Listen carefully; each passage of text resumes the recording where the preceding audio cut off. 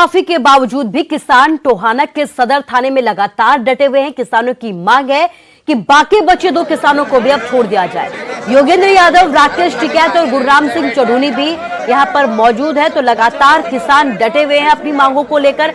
पहले जेजेपी विधायक से माफी की मांग की जा रही थी। जेजेपी विधायक देवेंद्र बबली ने किसानों से माफी मांग ली है, लेकिन अब जो गिरफ्तार किसान हैं उनकी रिहाई की भी मांग की जा रही है। किसानों का कहना है कि जो बाकी बचे हुए किसान सलाखों के पीछे हैं, पुलिस की तरफ से उनको भी छोड़ा जाए।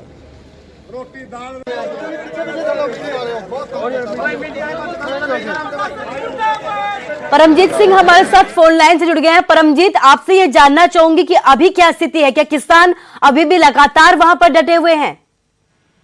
फिलहाल जो है पूरी रात जो किसान धरने पर डटे रहे और फिलहाल भी अभी जो है किसान धरने पर डटे हुए हैं।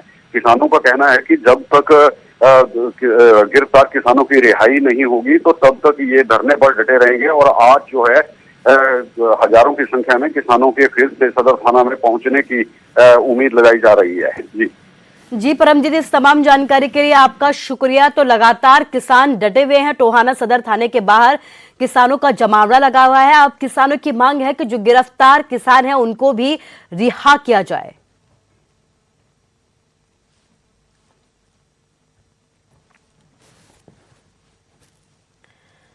तो 3 कृषि कानूनों पर घमासान भी जारी है। विरोध के तौर पर किसानों ने संपूर्ण क्रांति दिवस मनाया और बीजेपी नेताओं के घरों के बाहर कृषि कानून की प्रतियां जलाई।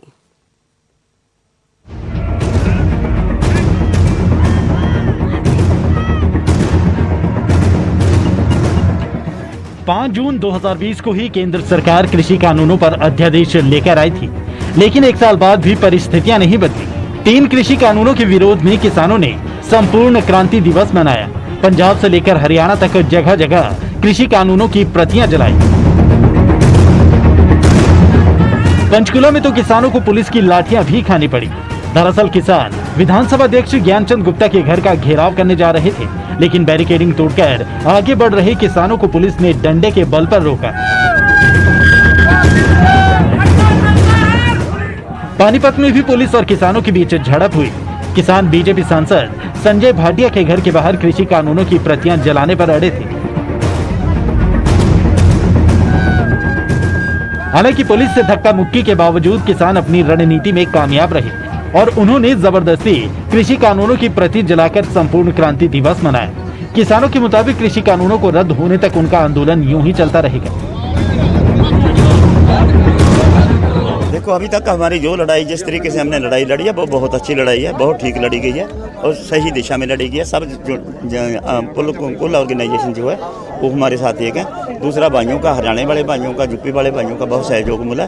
अभी हिंदुस्तान की सारी स्टेटों में काले कानूनों का पूरा मतलब कम बखा हुआ है, पूरे सरगर्म हैं लोग। ठीक है, पंजाब और हरियाणा में थोड़ा ज़्यादा है। यूपी और उत्तराखंड में अभी चोण आ रही है, उसमें हम उधर में यूपी और उत्तराखंड में भी जाने का फैसला किया।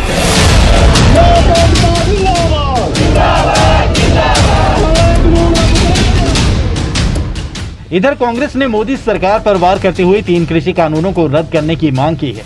दिल्ली बॉर्डर पर आंदोलन करते किसानों को भी 6 महीने से ज्यादा का वक्त बीत चुका है, लेकिन आज तक उन्हें कुछ हासिल नहीं हुआ।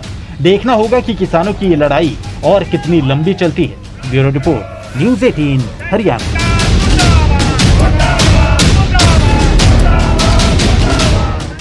बीजेपी सांसद संजय भाटिया ने राकेश टिकैत और गुरनाम सिंह चौधरी पर निशाना साधा है। उनका यह कहना है कि गुरनाम सिंह चौधरी कुछ भी बोल रहे हैं, टिकैत कुछ भी बोल रहे हैं, सब अलग अलग दिशा में जा रहे हैं।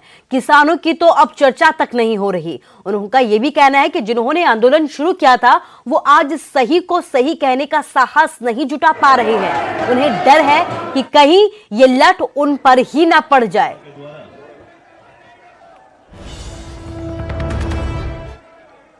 और आज आप देखो विरोधाभास, मेरे को तो देखो जो सोशल मीडिया और मीडिया से नॉलेज मिलती है, गुरनाम सिंह चौधरी कुछ बोल रहे हैं, राकेश टिकैत कुछ बोल रहे हैं, कोई कुछ आ रहा है, कोई किस दिशा में जा रहा है, कोई किस दिशा में जा रहा है। कानूनों की तो चर्चा ही नहीं कर रहे, भाई कानून में क्या गलत हो गया वही समझा दो। हमें नहीं समझाते, हम गलत हो सकते हैं, हम पक्षपाती हो सकते हैं।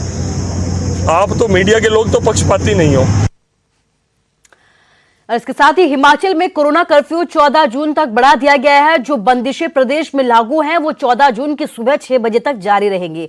परिवहन सेवाओं को भी बहाल नहीं किया जाएगा। फिलहाल के लिए प्रदेश में 14 जून तक बसें नहीं चलाई जाएंगी। इसके अलावा सभी शैक्षणिक संस्थानों को भी अभी अनिश्चितकालीन के लिए बंद किया गया है।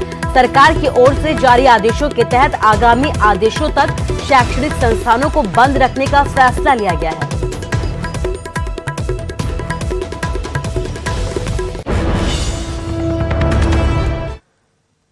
तो सीबीएसई की तर्ज पर हिमाचल में भी 12वीं की परीक्षाओं को रद्द किया गया है।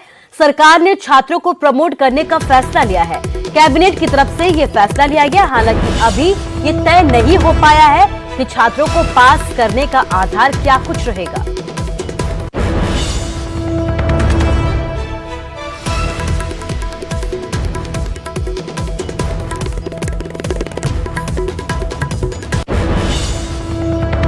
लेकर के और उसके पश्चात ग्रुप ऑफ मिनिस्टर की प्रधानमंत्री जी को रिपोर्ट गई और 1 जून को प्रधानमंत्री जी ने स्वयं उस मीटिंग की अध्यक्षता करते हुए कहा कि अब हम सीबीएसई बोर्ड और सीआईएससीई की परीक्षाओं को नहीं करेंगे और उनको कोई क्राइटेरिया बना करके उसके अंतर्गत बच्चों को पास किया जाएगा। सुझाव लेकर के और उसके पश्चात ग्रुप ऑफ मिनिस्टर की प्रधानमंत्री जी को रिपोर्ट गई और 1 जून को प्रधानमंत्री जी ने स्वयं उस मीटिंग की अध्यक्षता करते हुए कहा कि अब हम सीबीएसई बोर्ड और सीआईएससीई की परीक्षाओं को नहीं करेंगे और उनको कोई क्राइटेरिया बना करके उसके अंतर्गत बच्चों को पास किया जाएगा। केंद्रीय वित्त राज्य मंत्री अनुराग ठाकुर ने ऊना में निर्माणाधीन पीजीआई सैटेलाइट सेंटर को लेकर अधिकारियों की जमकर क्लास लगाई। पीजीआई अस्पताल के निर्माण में देरी हो रही है, इसको लेकर अनुराग ठाकुर ने नाराजगी जताई। वर्चुअल समीक्षा बैठक में अनुराग ठाकुर ने यह पूछा कि मई 2019 में अस्पताल का शिलान्यास होने के बावजूद पीजीआई के अधिकारी कितनी बार ऊना गए और शिलान्यास होने के बाद अब तक स्पॉट पर निर्माण में क्या कुछ हुआ। बैठक के दौरान उनके तीखे सवालों पर पीजीआई के अधिकारियों ने चुप्पी साध ली, जिस पर अनुराग ठाकुर ने उनको जमकर फटकारा और जल्द से जल्द निर्माण कार्यों को पूरा करने के आदेश भी दिए। प्रशासनिक अधिकारी और पीजीआई के अधिकारी उसमें जुड़े थे, डायरेक्टर से कंस्ट्रक्शन बैंक तक उनके सभी अधिकारी थे। तो हम लोग अभी जो एजेंसी फाइनल हुई है, हाइट करके एक नोएडा से एजेंसी है जिसको उसकी कंसल्टेंसी दी गई है। आज हम लोगों ने जो फाइनल किया है कि उस हाइट्स कंपनी का जल्दी से जल्दी जहाँ पर एक नोडल ऑफिसर और एक उनका ऑफिस खुल जाए ताकि वो इस पीजीआई सैटेलाइट हॉस्पिटल के सारा एस्टीमेट्स बना करके गवर्नमेंट को जल्दी प्रोवाइड करे ताकि आगे कंस्ट्रक्शन जो काम है वो जल्दी शुरू हो। और उसके साथ साथ बाउंड्री वाल का काम थोड़ा सा भी रुका पड़ा है, वो बाउंड्री वाल का काम भी जल्दी कंप्लीशन हो। इन सारी चीज़ों के ऊपर चर्चा हुई है और हमें उम्मीद है कि हम आने वाले समय में उस एजेंसी के आने के बाद इसके एस्टीमेट्स जो भी बनने हैं, इसकी जो ग्राउंड वर्क होना है, उसके लिए जल्दी से जल्दी हम लोग कोशिश करेंगे। हिमाचल बीजेपी के चीफ व्हिप और जुब्बल कोटखाई से विधायक नरेंद्र बरागटा का आज अंतिम संस्कार किया जाएगा। उनके पैतृक गांव टहटोली में उन्हें अंतिम विदाई दी जाएगी। शनिवार को चंडीगढ़ पीजीआई में नरेंद्र बरागटा ने अंतिम सांस ली। वो बीते 15 दिन से चंडीगढ़ पीजीआई में भर्ती थे और दिल की बीमारी से ग्रसित थे।